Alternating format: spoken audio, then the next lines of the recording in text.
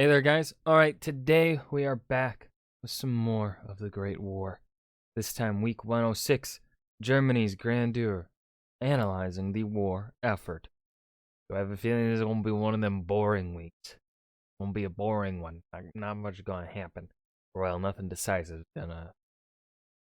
Nothing's really going to change. No big moves or anything. I don't think. But before we dive in, make sure you go and check out the links in the description box below. I would love it if you joined the Discord and followed me over at Twitch. All right, let's go ahead and analyze this war effort. 2 years. Last week, it was 2 years, 102 years, since the Austro-Hungarian Empire declared war on Serbia and all of this started. But it was 100 years ago this week that the warring nations analyzed the war effort.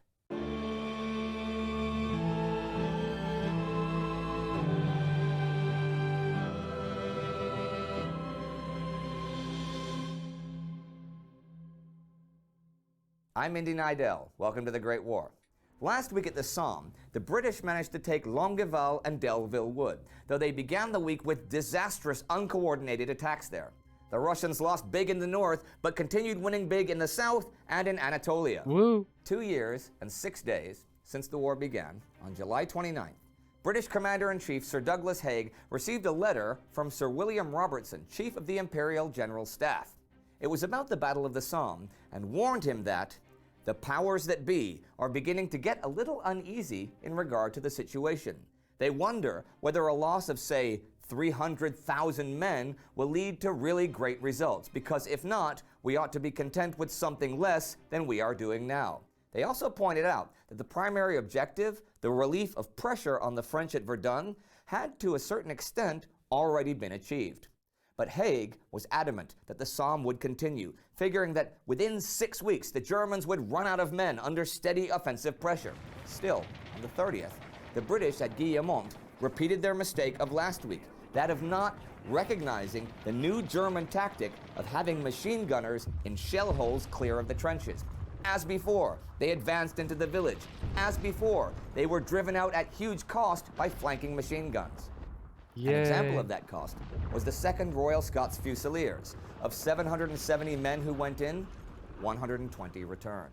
Ooh. As August began, it seems clear, with hindsight, that the British command did not grasp that the situation was very different now than it was in early or even mid-July.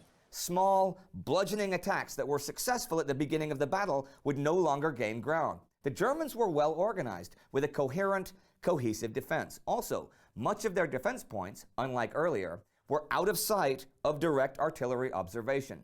Generally bad weather prevented the British from using their air superiority, and, certainly according to the gunners themselves, the wear on the big guns prevented the accuracy required for wide-scale creeping barrages. And, as I've said, the British still didn't understand the change in machine gun tactics around Guillemont. This all added up. British prospects in August at the Somme looked pretty grim when you think about it. And things still looked grim for Austria-Hungary to the east. On the 28th, the Russian offensive renewed itself along most of the line, and it smashed through the Austro-German defenses all along the line. On just that day, the Austrian Fourth Army lost 15,000 men, 60% of its force, Oof. and 90 machine guns. I've really got nothing else to add. Like, this is just numbers and losses. There's nothing to add here. Timothy Dowling, in the This is one of Brusilov those offensive, weeks. writes, "In truth, it was quite simply a general lack of fighting spirit on the part of the Habsburg troops that had caused the catastrophe. Nearly 2/3 of the Fourth Army's losses had been taken prisoner." I mean, also, the Habsburg troops have kind of sucked since the beginning. So, really, it's just par for the course. Often with minimal fighting. But that attack against the Fourth Army was actually only a diversion. The Russian Third Army and Guards Army were driving towards Kovel, straight from the east, but the July rains had made the Central Powers line at the Stockholm River formidable, and the Russians, despite early successes, could not cross that line and took enormous casualties. Although you can kind of understand it in the face of heavy losses and tough terrain, the failure of Russian General Alexei Brusilov's commanders to coordinate and follow up successes was as costly as it had been in mid-June. Alexei Kaledin, after smashing the 4th Army, the 28th, didn't do much at all the 29th, which allowed the enemy time to bring up German reserves and organize defenses. When the attack was renewed the 30th, those reserves made the difference and the lines held. Further south, General Platon Leshitsky did not attack with his 9th Army, even under pressure from Brusilov and the Stavka, and the Central Powers had time to reorganize there as well. Once the Carpathian Corps had arrived in Bukovina, August 1st, the Central Powers thought that they could not only hold the mountain passes, but even successfully counterattack. Much as the British successfully counterattacked this week, after being attacked by the Ottoman forces at Romani in North Sinai. In fact, the British counterattack drove the Ottomans back 30 kilometers. So that was the main action this week, the carnage at the Somme continuing, everybody regrouping on the Eastern Front, the Turkish attack and the Sinai. But something else happened this week. There hasn't been action on the Sinai in a while, has there? I'm trying to remember the last time it was ever really talked about. Was it 1915 when it was last talked about? 102 years ago, Germany, France, Russia, Belgium, and Great Britain joined the war. For the second anniversary of the war, Collier's Weekly, a major American magazine at the time, got statements from the British, French, and German foreign offices about the state of the war. The British simply said they have no change in policy from the beginning of the war. The French said a day of justice is coming, but they also said the following, which I find very interesting. The war was declared on France by the Germans on the 3rd of August 1914 for such frivolous motives as shelling by her arrows of places as distant as Nuremberg, an imaginary deed of which she never dreamt, which she has never been able to duplicate, and which an inspection of the local newspapers has proved to have passed unmentioned by them. Now, that is something I'd never heard before, that Germany claimed it went to war with France because France bombed Nuremberg. If anybody has heard this before and has any more info, send it to us. I also would like to know of this claim by the French here, because I've also never heard it either.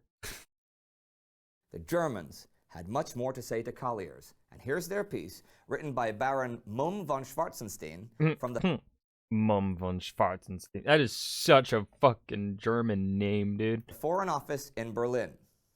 In order to appreciate what Germany has accomplished during 2 years of war, one has to recall to mind the great expectations which her enemies had attached to this war, into which their powerful coalition, after years of political scheming and thorough military preparations, had enmeshed the prosperous empire.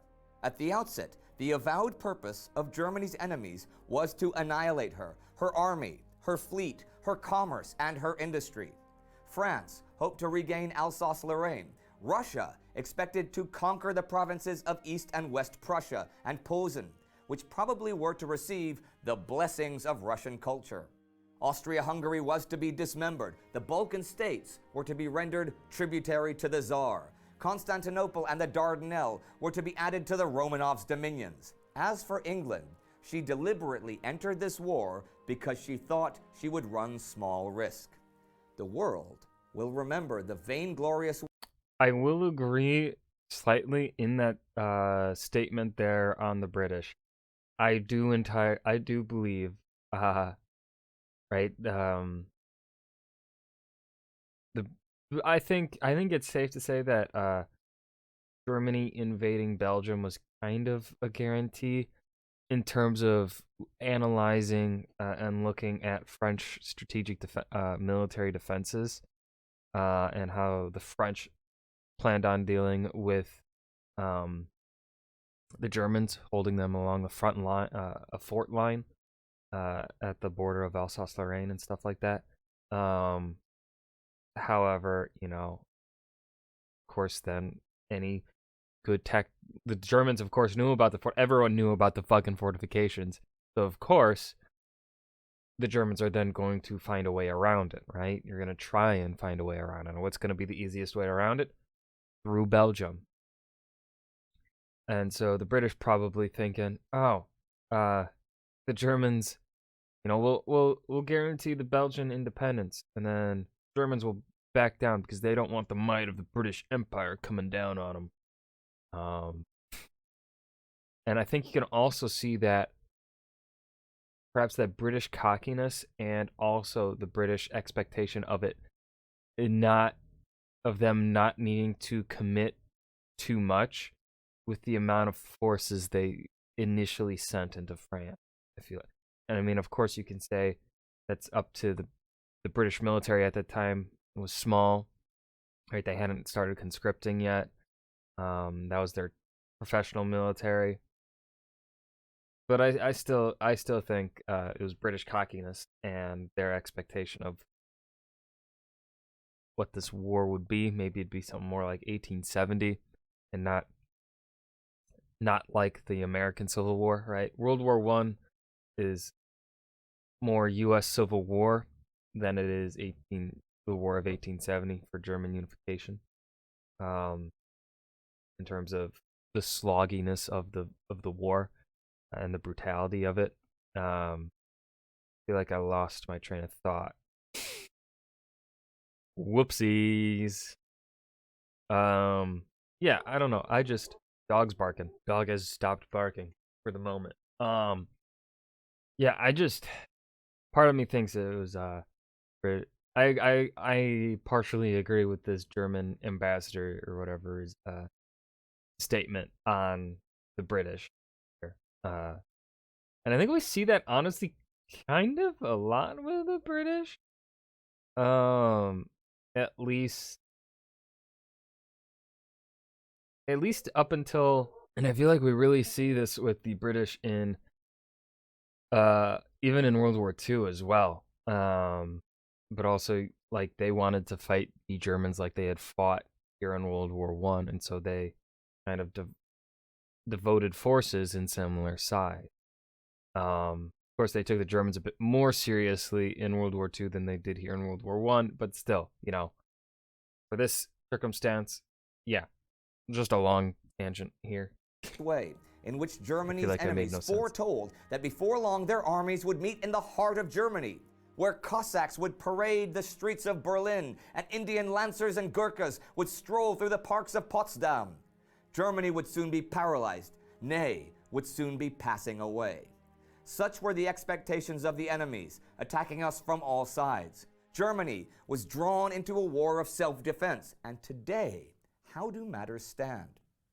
Excepting one small corner of the empire, the only enemies on German soil are vast numbers of prisoners of war. The war is fought on enemy soil. Germany and her allies occupy 3 independent kingdoms. They hold vast areas of enemy territory in east and west. They hold these territories firmly and without fear of losing them by force of arms.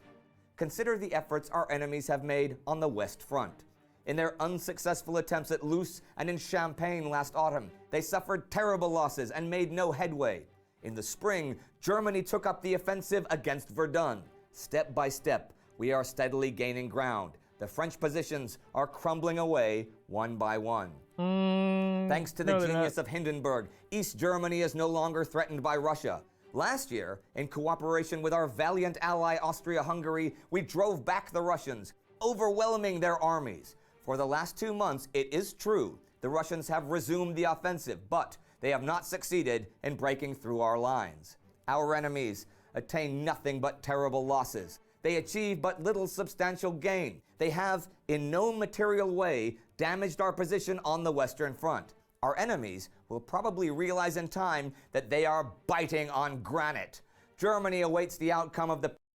Man is going on a goddamn tangent. Holy shit. And I thought I go on ramblings and tangents. This man got me beat. Look, he's still going. I think he's been going for over 2 minutes now. Present combined offensive with calmness and confidence. Then her turn may come once more. The Allies have been rejoicing over the collapse of Germany. Repeatedly, it has been postponed. Germany enters the 3rd year of the war with unaltered confidence in her final triumph. Germany is fighting against the greatest odds known in history. She is not only fighting against the most powerful combination of enemies, but with a world of prejudice skillfully created against her. Happy birthday. This war is not even close to over. Nope. 2 more If years. you're actually curious about the team behind our show and you want to know more about how we produce the show, Yeah, this was a pretty boring week. I'm not gonna lie. Aside from my tangent there in agreement with British cockiness and their belief that they wouldn't need to commit much to the war, there wasn't really anything else for me to say here. So that was Germany's Grandeur. Very fitting for that diplomat or whatever's uh, own ramblings. And that was analyzing the war effort, the Great War Week 106.